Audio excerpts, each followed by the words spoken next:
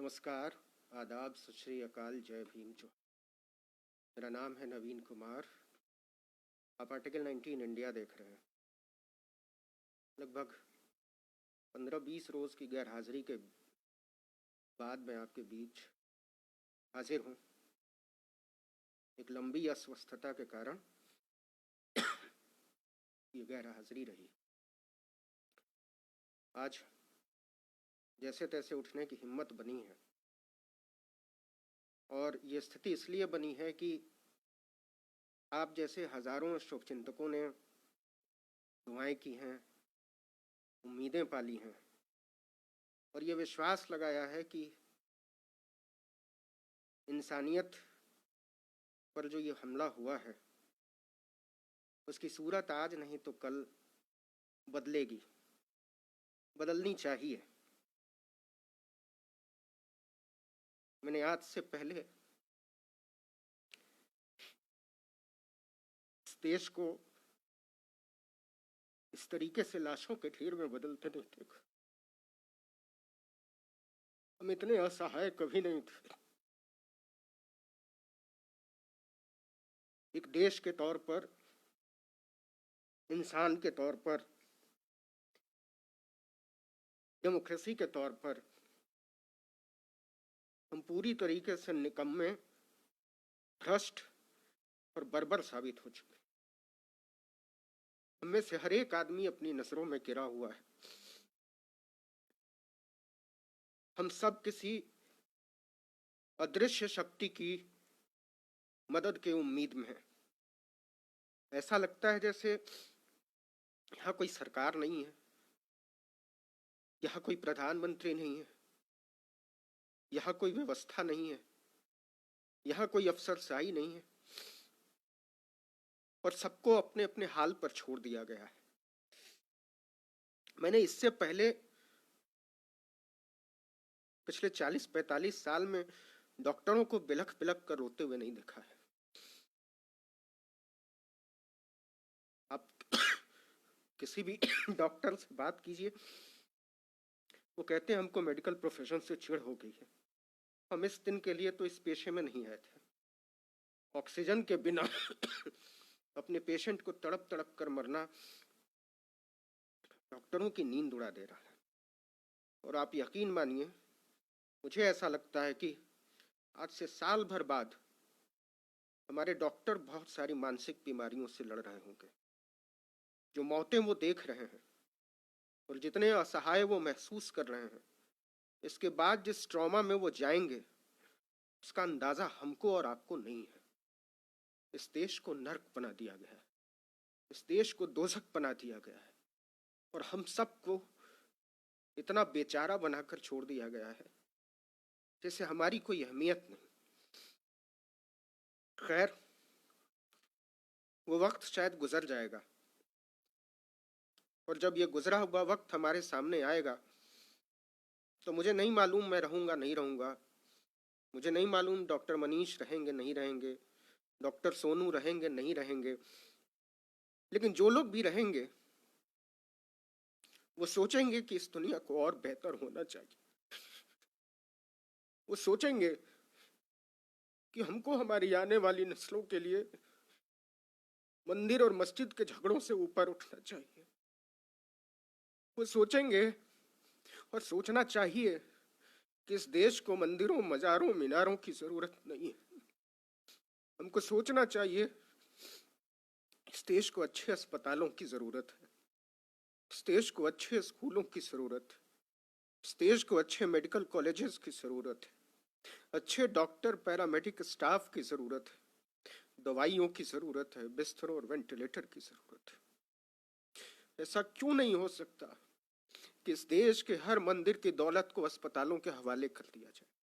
ऐसा क्यों नहीं हो सकता कि इस देश की हर मस्जिद को अस्पताल में तब्दील कर दिया जाए? ऐसा क्यों नहीं हो सकता कि इस देश में कोई मंदिर तब तक नहीं उठेगा जब तक कि उसके साथ 100 बिस्तर का अस्पताल नहीं बनाया जाएगा, उसके साथ कोई स्कूल अटैच नहीं होगा? हमको सोचना पड़ेगा। खैर, हम बात करेंगे, और हमारे साथ दो बड़े प्यारे मेहमान हैं जिन्होंने मुझे जिंदा बचाया है। डॉक्टर मनीष फियामा के प्रेसिडेंट हैं, federation of Indian medical association, और डॉक्टर सोनू, आप आर्टिकल 19 पर इन्हें अक्सर देखा करते हैं, लेडी हार्डिंग अस्पताल में डॉक्टर हैं और दोनों ही बहुत जुझारू हैं, जन पक्षधर डॉक्टर। किसानों के बीच, नौजवानों के बीच, बेरोजगारों के लिए, मेडिकल फ्रेटर्निटी के साथियों के लिए बहुत जोखिम के साथ आवाजें उठाते रहे। हम बात करेंगे अलग अलग मुद्दों पर, फिर आप सवाल पूछेंगे, हम कोशिश करेंगे कि आपके भी सवाल लिए जाएं। डॉक्टर मनीष, आपका आर्टिकल 19 पर बहुत स्वागत है। सबसे पहले तो ये बताइए, जो बड़ा बेसिक सवाल है, हम कहाँ फेल हो गए? थैंक यू नवीन सर, मुझे आर्टिकल 19 में बुलाने के लिए।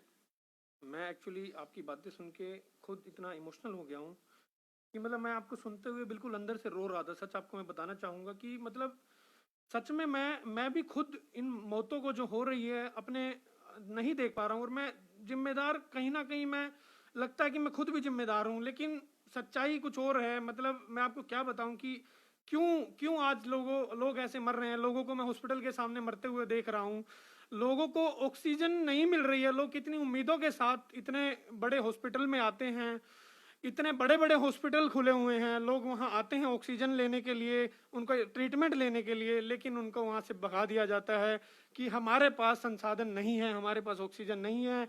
आपने देखा होगा बहुत सारे डॉक्टर हाथ जोड़ के रोते हुए उनको बोलते हैं, सर हम कुछ नहीं कर सकते आपके लिए, क्योंकि हमें हथियार ही नहीं मिले हैं आपको बचाने के, लेकिन फिर भी हम आपकी मदद जहां तक करते हैं वहां करते आए हैं। हमारे बहुत सारे डॉक्टर आज व्हाट्सएप के थ्रू, ऑनलाइन कंसल्टेशन के थ्रू कितने मरीजों की जान बचा रहे हैं, वो लगे हुए हैं आज भी दिन रात। मैं खुद आपको बता दूं, मैं 14 दिन कोरोना से ग्रसित रहा अपने होम आइसोलेशन पे, लेकिन मैं 14 के 14 दिन ऑनलाइन लगा रहा। अपने जितने भी लोगों की मैं हेल्प कर सकता था मैंने पूरी कोशिश की। मैं बहुत 3-3, 4-4 घंटे सोया, जब तक लोगों ने मेरी से मदद मांगी मैंने पूरी कोशिश की, लेकिन मैं देश लोगों को मरते हुए नहीं देख सकता। मैं कभी भी किसी भी तरह से, किसी भी एंगल से कभी पॉलिटिकल नहीं रहा हूं, कभी भी मैंने कभी गवर्नमेंट की कभी आज तक बुराई नहीं की है। मैं आरएमएल में डॉक्टर हूं, मेरा नाम डॉक्टर मनीष जांगड़ा है, और मैं वहां एक पीजी डर्मेटोलॉजी में रेजिडेंट हूं। लेकिन मैं आपको बताना चाहूंगा कि मैं कब टूटा, कब मैं सिस्टम से सामने हार मान गया, क्योंकि मुझे खुद 12 तारीख को कोरोना हुआ था। मैं जब मैं सोचा कि मैं होम आइसोलेशन पे रह लूंगा, तो मुझे लगा कि मेरी जगह ये बेड अगर किसी जरूरतमंद को मिलेगा तो एक जान बचाई जा सकती है, तो मैं अपने घर पे रहा। लेकिन 4 से 5 दिन बाद मेरी कंडीशन इतनी खराब हो गई, इतनी खराब हो गई कि मैं बताऊं, मुझे एडमिशन की बहुत जरूरत पड़ी। मेरा दोस्त डॉक्टर अरुण गर्ग मुझे बाइक से बैठा के वहां लेके गया। मैं आपको बता देना चाहता हूं कि मैं ट्रोमा सेंटर के सामने कम से कम 40 मिनट रोड पे बैठा रहा, मुझे वहां पे ऑक्सीजन नहीं मिली। वहाँ इतनी मेरी आरडीए ने काफ़ी रिक्वेस्ट की, मेरे दोस्तों ने रिक्वेस्ट की, डॉक्टर अजय ने, डॉक्टर अतुल वहाँ पे आए, डॉक्टर फुरकान वहाँ पे आए, सबने मेरी मदद की, अपने एडमिनिस्ट्रेशन ने गुहार लगाई, तब जाके मुझे ऑक्सीजन मिली। और एक बेड पे 2 पेशेंट लेटे हुए थे, मैं उस बेड पे लेटा था। हालांकि मुझे इस बात का दुख नहीं है, बट मैं ये देख के दुख हो रहा था कि वहाँ पे हम कितने लाचार हो गए हैं, संसाधनों की कमी है। मैं ये आरएमएल हॉस्पिटल को दोष नहीं देना चाहता, मैं आपको बस इतना बताना चाहता हूँ कि वहां पे बेड थे ही नहीं। सच्चाई तो ये है, डॉक्टर भी क्या करें।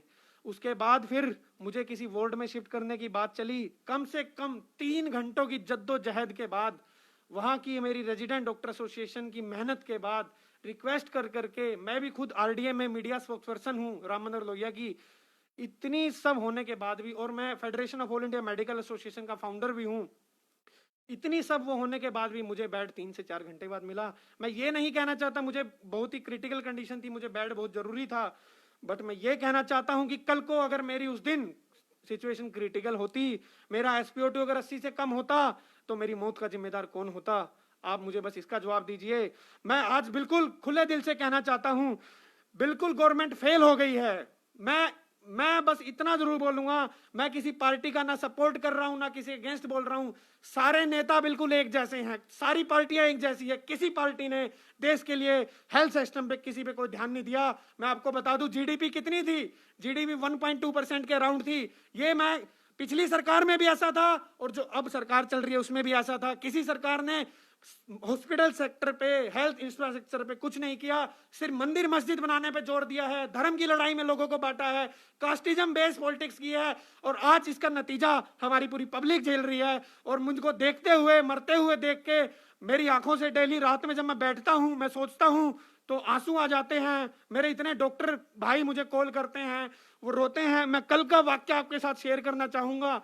मेरे एक डॉक्टर दोस्त ने मुझे कॉल किया, वो काफी दिनों से इस समस्या से जूझ रहा था। उसने बोला कि आज मैं अपने आप को रोक नहीं पा रहा। डॉक्टर मनीष, मैं आपको ये बताना चाहता हूं कि हमारे आईसीयू में एक सिस्टर जो 12 साल से वहां काम कर रही थी, उसके पति को बहुत ही सीरियस कोविड था, और उसके बाद उसने इतने हाथ पैर जोड़े वहां के एडमिनिस्ट्रेशन से, वो रोती रह गई, वो बेचारी रोती रह गई। उसके पति को बेड नहीं मिला और उसका पति इस दुनिया को अलविदा कह गया। उसको देख के मुझे सच में इतना रोना आया कि मैं बहुत परेशान हुआ ये सब देख के। सोनू, डॉक्टर सोनू, ये डॉक्टरों की इतनी बुरी हालत है, आम आदमी कहाँ जाएगा? जो गरीब है, मिडिल क्लास है, इवन समर्थ है, उसके लिए तो कोई रास्ता ही नहीं है ना।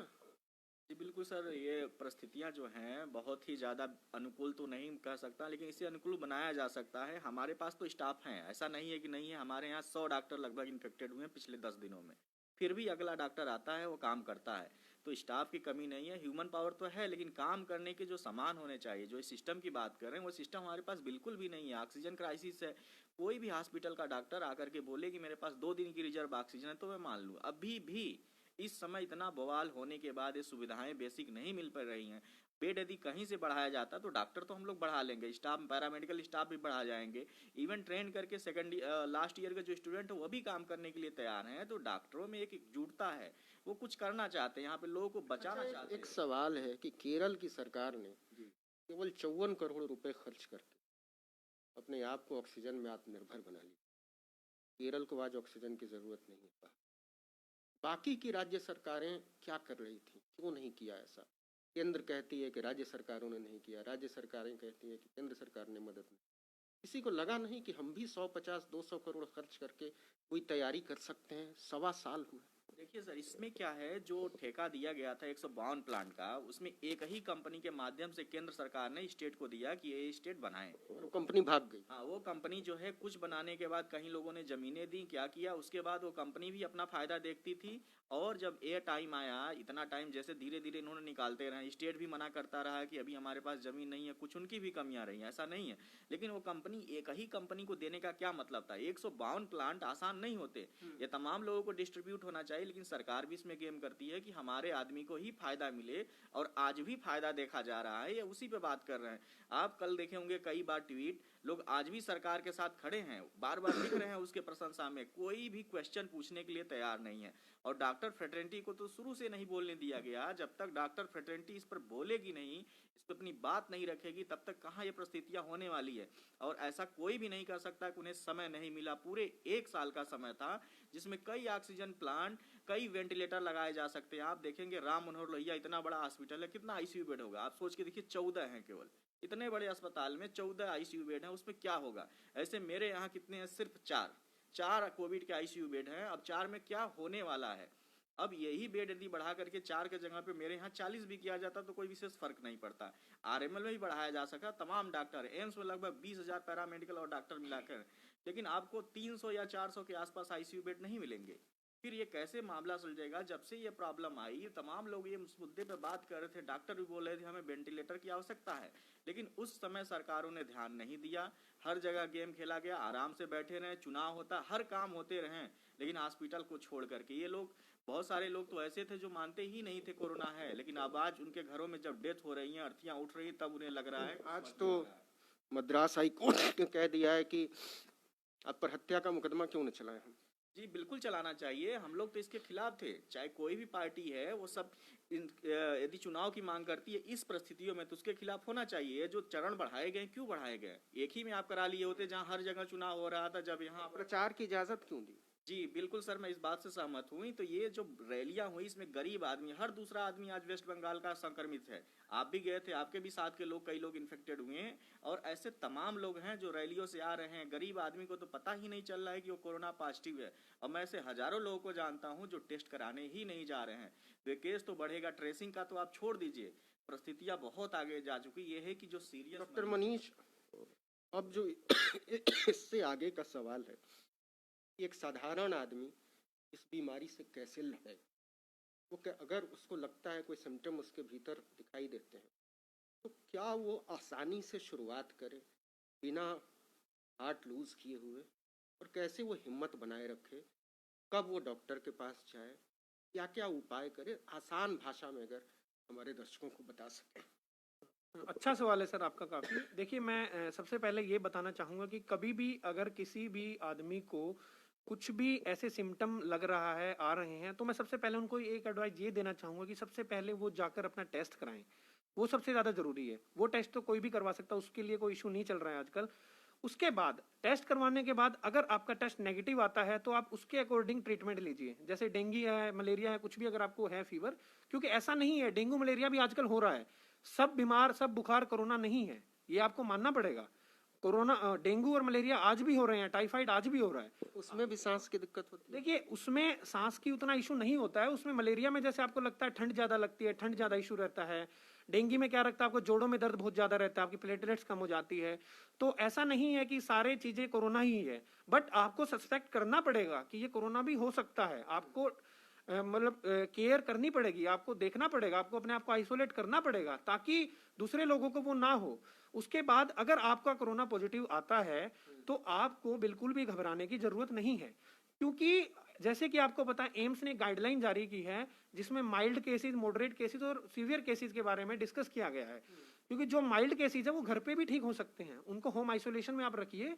बस उनका एक बात मैं आपको बताना चाहूंगा, आप इतना ध्यान जरूर रखिए, अपने पास एक SpO2 वाला प्रोब जरूर रखिए जिससे आपकी ऑक्सीजन का लेवल पता लगता रहे, और साथ में थर्मोमीटर जरूर रखिए। अगर आपको फीवर ज्यादा बढ़ता है तो आप पैरासीटामोल की गोली ले सकते हैं, और अगर आपका SpO2 जैसे ही फॉल करता है, बहुत ज्यादा आपको लगता है काफी ज्यादा फॉल कर गया, तो उसके बाद आप अपने किसी हॉस्पिटल में कंसल्ट कर सकते हैं। लेकिन आप फोन कॉल पे भी कर सकते हैं, क्योंकि हमारे फेमा के, IMA के जितने भी बहुत सारे डॉक्टर्स हैं, सबने ऑनलाइन सर्विस स्टार्ट कर रखी है। हमारे बहुत सारे व्हाट्सएप ग्रुप हैं, टेलीग्राम ग्रुप हैं। हमारे सीडा के डॉक्टर इकबाल ने भी काफी एक बहुत बड़ा कोविड ग्रुप बना रखा है टेलीग्राम पे, जो सबकी सर्विस कर रहा है। डॉक्टर राहुल आनंद ने IMA के थ्रू एक ग्रुप बना रखा है, और हमारे डॉक्टर राकेश बागड़ी ने भी फेमा के थ्रू एक सोशल वेलफेयर ग्रुप बना के काफी अच्छी मदद की जा रही है। बिल्कुल पेशेंट से डायरेक्ट टच होके उनको, उनकी प्रॉब्लम को सोल्व किया जा रहा है। किसी को ऑक्सीजन की कमी है, उनको at a time information provide की जा रही है। किसी को प्लाज्मा चाहिए, किसी को बेड चाहिए, जहां भी इन्फॉर्मेशन कलेक्ट की जा रही है, डॉक्टर बिल्कुल 24/7 मदद कर रहे हैं हमारी पब्लिक की। और मुझे प्राउड हो रहा है कि मैं आज डॉक्टर हूं। लेकिन मैं आपको बताना चाहूंगा, ये सब मदद हम कर रहे हैं, काफी अच्छी बात है, हमारे पेशेंट का भला हो रहा है। लेकिन मैं आपको एक बात जरूर ये बताना चाहूंगा कि कभी भी बिना डॉक्टर की सलाह से किसी दवाई के पीछे ना पड़े। जैसे कि रेमडेसिविर के पीछे काफी सवाल पर मैं आ रहा था कि रेमडेसिविर को लेकर बहुत ज्यादा भगदड़ है, और इसकी वजह से इतनी ज्यादा ब्लैक मार्केटिंग हो रही है कि आदमी ठीक होगा कि नहीं होगा, मर जरूर जाएगा दवा के इंतजाम में। क्या ये चक्कर क्या है, और इसको अवॉइड कैसे किया जा सकता है, कब तक किया जा सकता है? देखिए सर, मैं आपको एक बात बताना चाहूंगा कि रेमडेसिविर जब दोबारा मार्केट में जब इसका आया था, तो उसके बाद लोगों के अंदर एक भ्रांति फैल गई थी कि ये मेडिसिन हम ले लेंगे तो बिल्कुल कोरोना से ठीक हो क्योंकि यूरोप में ये बैन है। हाँ, मैं आपको बताना चाहूंगा कि लोगों को ये था कि अगर हम ये मेडिसिन ले लेंगे तो हम बिल्कुल ठीक हो जाएंगे। लेकिन मैं आपको एक चीज बताना चाहूंगा कि एम्स दिल्ली ने एक गाइडलाइन जारी की थी अभी कुछ दिन पहले, वो मॉडिफाइड गाइडलाइंस थी, उससे पहले भी गाइडलाइन जारी की थी कि ये जो मेडिकेशन है ये सबको जरूरत नहीं है इसकी। जब आपकी सिचुएशन क्रिटिकल हो जाती है, जब आपको काफी इशू आते हैं, तब आपको ये मेडिकेशन लेनी चाहिए। हमेशा आपको मेडिकेशन नहीं लेनी चाहिए। अगर आप मुझे चाहते हैं तो मैं वो गाइडलाइन भी आपको शो कर सकता हूँ आपको मीडिया पे। देखिए ये एक एम्स दिल्ली ने गाइडलाइन जारी की थी जिसमें रेमडेसिविर के ऊपर साफ साफ लिखा हुआ है कि ये आपको कब लेनी है, जब आपकी कंडीशन मतलब काफी सीरियस है, और अगर आपको कोई भी वैसे इशू नहीं है, जैसे कि कुछ लोगों को वैसे इशू हो जाते हैं इम्यून सिस्टम रिलेटेड, बहुत सारी चीजें होती हैं, तब आपको बिल्कुल प्रीफर नहीं करनी है। तो आप रेमडेसिविर के पीछे बिल्कुल ना पड़े, बिल्कुल इस दवाई के पीछे ना पड़े। ये बहुत कुछ लोगों में ही जरूरत पड़ती है। कुछ लोगों ने इसका स्टॉक करके सबको बांट रहे हैं, विदाउट प्रिस्क्रिप्शन के इसको दिया जा रहा है, बिना उसके ले रहे हैं, स्टॉक कर रहे हैं। बिल्कुल गलत चीज है, आप बिल्कुल मत लीजिए। आप बिल्कुल जो बेसिक स्टेप है उनको फॉलो कीजिए, उन्हीं के ऊपर चलिए, डरने की बिल्कुल जरूरत नहीं है। हम डॉक्टर, पूरे इंडिया के डॉक्टर आपके साथ हैं, सारी मेडिकल एसोसिएशन आपके साथ है, फाइमा बिल्कुल आपके साथ हर कदम पे खड़ी है, और हम बिल्कुल आपको, हमारी पब्लिक के लिए, हम नेशन के लिए बिल्कुल लड़ेंगे। गवर्नमेंट चाहे हमारी हेल्प करे या ना करे, हमारी डॉक्टर फैटर्निटी अपने नेशन को बचाने के लिए दिन रात एक कर देगी, और हम करते रहेंगे। अगर किसी भी पेशेंट को हमसे बिल्कुल जरूरत है, आप हमारे फाइमा के थ्रू कॉन्टेक्ट कर सकते हैं। वाकई बहुत काबिले तारीफ वाली बात है और आप सब बधाई के पात्र हैं। डॉक्टर सोनू, एक और सवाल है, और वो सवाल ये है कि ऑक्सीजन लेवल को कैसे मेंटेन रखा जाए, और कितना ऑक्सीजन लेवल पहुंच जाए तो माना जाए कि अब उसको हॉस्पिटल जाना चाहिए। देखिए सर, जैसे ऑक्सीजन लेवल जब मेंटेन करने की बात आती है तो उसके लिए पहले एक तो रूम जो, जैसे मेरा ऑक्सीजन लेवल आज ही 90 चला गया था और काफ़ी देर तक 90 रहा, और मुझे थोड़ी परेशानी हुई, लेकिन मैं घबराया नहीं। देखिए ऐसी परिस्थितियाँ होती हैं, कभी रूम बंद जैसे रहता है चारों तरफ से, तब भी ये दिक्कतें आती हैं। फिर पेट के बल लेट जाएं और गहरी गहरी सांसें लें, थोड़ा सा योगा भी कर सकते हैं, तो 90 के अब आसानी से ले जाया जा सकता है। और पहले पता करें कि क्या उसका काज क्या है। हो सकता है कंजेशन हो चेस्ट में, तो उसके लिए जो चेस्ट की मेडिसिन प्रेस्क्राइब की गई है, अस्थलीन हो गया, ब्यूटी कार्ट होगा, इससे नेबुलाइजर ले सकते हैं, स्टीम इनहेलेशन कर सकते हैं, तो उसके लिए इंस्ट्रूमेंट भी मार्केट में अवेलेबल है, वेपराइजर है। यदि वेपराइजर बाई चांस आपके पास नहीं है तो आप सीधे से जो पॉट्स होते हैं उसमें पानी गर्म करके टॉवल ढक करके उससे स्टीम इनहेलेशन कर सकते हैं, तो आसानी से ऑक्सीजन को बढ़ाया जा सकता है। और रही इधर जो कोरोना वाला मैटर चल रहा है, इसकी मेन 4 डीडी हैं, जिससे चारों से बहुत कंफ्यूजन हो रहा है, लोग हॉस्पिटल भाग रहे हैं और इन्फेक्टेड हो रहे हैं। एक तो इन्फ्लुएंजा लाइक इलनेस बहुत कॉमन है, सेम वैसे ही फीचर इसमें बॉडी एक मिलेगा, फिर उसके बाद कोराइजा हो गया, ब्रोंकाइटिस हो गया, निमोनिया हो गया, उसके बाद आता है कोरोना।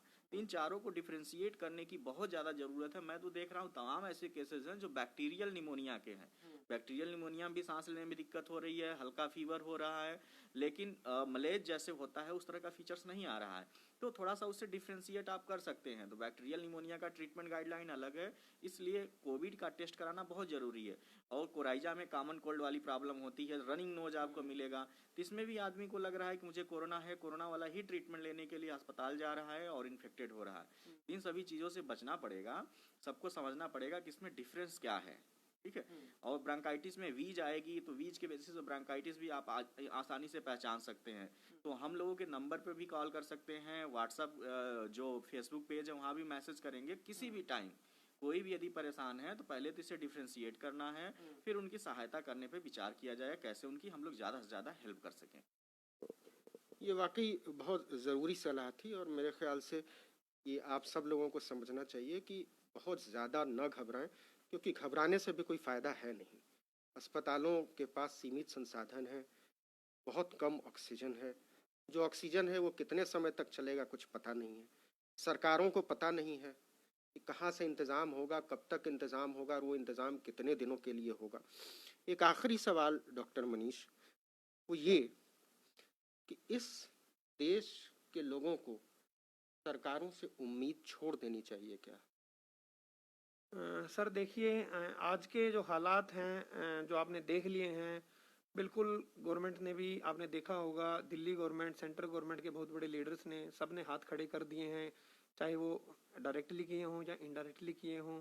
आपने देखा होगा गवर्नमेंट के भी काफ़ी एमएलए एमपी भी एक्सपायर कर गए हैं, और कुछ गवर्नमेंट के ही कुछ लोगों ने भी खुद अपनी गवर्नमेंट के अगेंस्ट बोला है। आपने देखा होगा निर्मला सीतारमन के जो हस्बैंड हैं, उन्होंने क्या बोला है, सच कभी नहीं छुप सकता, सच कभी नहीं छुप सकता। ये मैं आपको बोलना चाहूंगा आज भी। अगर आपने गलतियां की हैं तो वो कभी ना कभी आगे जरूर आएगी, आपको अपनी करनी का फल जरूर मिलता है। मैं आपको बस ये बताना चाहूंगा गवर्नमेंट, अपनी पब्लिक को, कि आप बिल्कुल इस समस्या को लेके घबराए नहीं। हमें बिल्कुल मिलजुल के एकजुट करके अपने इंडिया के लिए, अपनी इंडिया को बचाना है, बिल्कुल अच्छे से सब जगह मैनेज करके चलना है। देखिए जो पास्ट में गलतियां हमने की हैं, गलतियां हमारी पब्लिक से भी हुई है, हमसे हुई हैं। सरकारों ने तो जो करना था कर दिया, सरकारों अपनी जिम्मेदारी से भाग रही हैं, लेकिन अब हमारे डॉक्टरों का आप साथ दें, हमारे डॉक्टर आपके साथ हैं, हमारे डॉक्टर इस देश को बचाने के लिए, अपनी पब्लिक को बचाने के लिए जी जान करके लगे हुए हैं। हाथ जोड़ के विनती करता हूं, हमारे डॉक्टरों को ना पीटे प्लीज। आज भी हर हफ्ते मैं सुनता हूं, हमारे उस डॉक्टर को मार दिया, उस डॉक्टर को पीट दिया, उस डॉक्टर के साथ ये बिहेवियर किया। मैं आपको बता दूं, डॉक्टर की कोई गलती नहीं है। ऑक्सीजन अगर गवर्नमेंट नहीं दे रही है तो बेचारा डॉक्टर क्या करे? आप डॉक्टर को क्यों मार रहे हैं? अगर मारना ही है तो आप उन एमएलए एमपी अपने एरिया के उनको पकड़िए जिन्होंने कुछ नहीं किया, सिर्फ पैसे खाए हैं। अगर आज वो लोग अगर अच्छे से काम करते तो इस देश में ये स्थिति नहीं आती। अगर आज वो मंदिर मस्जिद के ऊपर लड़ाई नहीं करवाते तो इस देश में ये स्थिति आज उत्पन्न नहीं होती। ये लाशों के ढेर देख के मैं बता रहा हूं, आज हर डॉक्टर रो रहा है। वो बेचारा कुछ नहीं कर पा रहा है, लोगों को बचा नहीं पा रहे हैं हम लोग। उनको देख के, मरते हुए देख के हमें बहुत बुरा लग रहा है। सच्चाई बता रहा हूं, अंदर का जो इंसान है, जो जमीर है, वो जाग चुका है। मैं सच बोलने से बिल्कुल नहीं कतराऊंगा। चाहे मेरा जो हॉस्पिटल है मेरे खिलाफ कोई कार्रवाई करे ना करे, मैं सच के साथ रहूंगा और मैं सच बोलता रहूंगा, आखिरी दम तक सच के साथ रहूंगा। जो सच है वो सच रहेगा, चाहे मेरी जॉब चली जाए, चाहे मेरे खिलाफ कुछ एक्शन हो, लेकिन मैं सच बोलता रहूंगा। लेकिन हमारे सभी डॉक्टर आज पब्लिक को बचाने के लिए दिन रात एक करके लगे हुए हैं। आज आपको सोचना है। बस आपको एक बात ये और बोलना चाहूंगा कि जब ये फेज निकल जाएगा, भूल मत जाना जिन लोगों ने आपकी हेल्प की है। मैं पूछता हूं, कहां गए वो लोग जो क्रिकेटर, जो हीरो, जो एक्टर, जिनको हम अपना आइडियल मानते थे? कहां है वो आज? कहीं नहीं है वो आज। कोई हेल्प करने नहीं आ रहा है। क्यों हम उनको पूछते हैं? सोनू सूद, मैं उनका दिल से, बिल्कुल पूरी डॉक्टर फेटर्निटी से बिल्कुल हाथ जोड़ के सम्मान करता हूं, उनसे मतलब हाथ जोड़ता हूं कि वो कुछ कर रहे हैं देश के लिए। और लेकिन मैं एक बंदे का और नाम जरूर मेंशन करना चाहूंगा। ये आप किसी पार्टी के उससे मत समझना। एक श्रीनिवास जी जो इंडियन यूथ कांग्रेस के प्रेसिडेंट हैं, मैं बिल्कुल ट्विटर जब चलाता हूं, उनको देखता हूं मदद करते हुए लोगों की, वो काबिले तारीफ है। ये किसी पार्टी से हटके नहीं है, बिल्कुल वो बंदा बिल्कुल मदद कर रहा है। मैं बता रहा हूं, जब मुझे बेड नहीं मिला था वहां पे भी उनका ट्विटर पे रिप्लाई आया था कि मुझे डॉक्टर मनीष जांगड़ा का नंबर दो, मैं उनकी हेल्प करना चाहता हूं। बिल्कुल दिल खुश होता है जब वो बंदा मदद करता है। उनकी पूरी टीम लगी हुई है। मैं उनको शुभकामनाएं देता हूं, सोनू सूद सर को और श्रीनिवास जी को। ऐसे ही देश के लिए करते रहिए। मैं अभी भी हाथ जोड़ के विनती करता हूं हमारे जो आईपीएल खेलते हुए क्रिकेटरों से, कब तक आप ये सब करते रहोगे? देश मर रहा है, देश डूब रहा है, इस देश को आपकी जरूरत है। अमिताभ बच्चन जी, सलमान खान जी, कहां गए आपके वो? आमिर खान जी, कहां गई वो इंटॉलरेंस आपकी? कहां गए वो मुद्दे? जब फार्मर प्रोटेस्ट पे जब शकीरा जी ने किसने ट्वीट किया था, तब तो आप बड़े आगे आ गए थे। आज देश मर रहा है, आप में सच बोलने की हिम्मत क्यों नहीं है? और मैं गोदी मीडिया को भी बोलना चाहूंगा, आज वो सिर्फ सिस्टम का नाम लेके बुराई कर रहे हैं। आप सीधे प्रधानमंत्री का नाम क्यों नहीं लेते? उन्होंने देश के लिए नहीं किया तो नहीं किया। आप सिस्टम को लेके अभी भी उनको क्यों बचा रहे हैं? सच क्यों नहीं बोल पा रहे हैं आप लोग? क्या जमीर मर गया है आप लोगों का? कब जागेगा? जब आपके घर से कोई लाश उठेगी, कि जनाजा उठेगा, क्या तब जागेगा आपका जमीर? मैं नहीं चाहता कि ऐसा कुछ हो आप लोगों के साथ, बट प्लीज जाग जाइए। देश के लिए हम शहीद होने के लिए तैयार है। मैं doctor Manish Jangra, founder federation of all India medical association, मैं बिल्कुल शपथ लेता हूं कि मैं इसकी लड़ाई में लड़ता रहूंगा, चाहे आखिरी सांस तक लड़ता रहूंगा, चाहे मैं देश के लिए शहीद हो जाऊं। उससे बड़ा प्राउड की बात मेरे लिए कोई नहीं होगी। धन्यवाद। डॉक्टर सोनू, एक नई लीडरशिप की जरूरत है क्या? एक फ्रेश लीडरशिप जिसके पास वाकई कोई विजन हो, क्योंकि हम देख रहे हैं कि नरेंद्र मोदी के पास कोई विजन नहीं है, कोई नियत भी नहीं है, कोई दूरदृष्टि नहीं है। देश को लेकर, क्राइसिस को लेकर, क्राइसिस मैनेजमेंट को लेकर जीरो समझ है। उससे लड़ने की कोई इच्छा शक्ति नहीं है। ऐसा लगता है जैसे किसी वो 16वीं सदी के राजा की तरह बिहेव कर रहे हैं। उनको अपनी प्रजा से कोई लेना देना नहीं। वो कहते हैं अपने आप को सेवक, और उनका पूरा बिहेवियर पैटर्न सम्राट की तरह है। बात बताइए, इस देश की जनता कितने दिनों तक मंदिर, मस्जिद, हिंदू, मुसलमान, पाकिस्तान के नाम पर ऐसे सम्राटों को चुनती रहेगी? देखिए सर, मैं आपकी बात से सहमत। नई लीडरशिप की ज़रूरत तो है ही इस देश में, साथ साथ बहुत सारी व्यवस्था बदलने की भी ज़रूरत है। जो हमारा हेल्थ सिस्टम है उसका हमारा अधिकारी नहीं होता है। यहाँ पे आईएमएस मेडिकल सर्विस कहीं नहीं है, इंडियन मेडिकल सर्विस जो होनी चाहिए थी। और दूसरी बात देखेंगे, डीएम जो गाइडलाइन जारी कर रहे हैं, अभी वाराणसी के एक डीएम कर रहे थे कि यही यही दवा देनी है। ऐसा नहीं है किसी व्यक्ति को कोरोना है तो उसके साथ दूसरे इन्फेक्शन नहीं होंगे। ये तो डॉक्टर पे डिपेंड करता है ना, उसे कौन सा ट्रीटमेंट देगा। वो टाइफाइड भी हो सकता है तब भी कोरोना हो सकता है, उसे और भी बीमारी बीमारियां हो सकती, तब भी कोरोना हो सकता है। तो इसलिए ये डॉक्टर पे फुली डिपेंड होना चाहिए, लेकिन कभी भी डॉक्टर को फ्री हैंड नहीं दिया गया। यही लोग अपनी गाइडलाइन बनाते रहे, हर महीने नया प्रोटोकॉल आता रहा, किसी को कुछ समझ में नहीं आया। यदि यही चीजें डॉक्टर के हाथ में दी गई होती, जो मैनेजमेंट चल रहा है इंडियन मेडिकल सर्विसेज के हाथों में होता, तो बेहतर रिजल्ट होता। इसलिए आईएमएस जैसी सर्विस को लाने की जरूरत है। और साथ में ही जनता देख रही है, जनता को ऐसे यूथ लीडर को चुनना चाहिए जो सबसे पहले जनता की बात करे, न कि चुनाव जीतने की बात करे। आप देखेंगे हर मुद्दे पर बस चुनाव जीतना कन्फर्म केयर लिख रहे हैं, आएगा तो मोदी। अरे भैया आके करेगा क्या? उससे क्या हमें फायदा हो जाएगा? आएगा मोदी ही, वो क्या कर लेगा?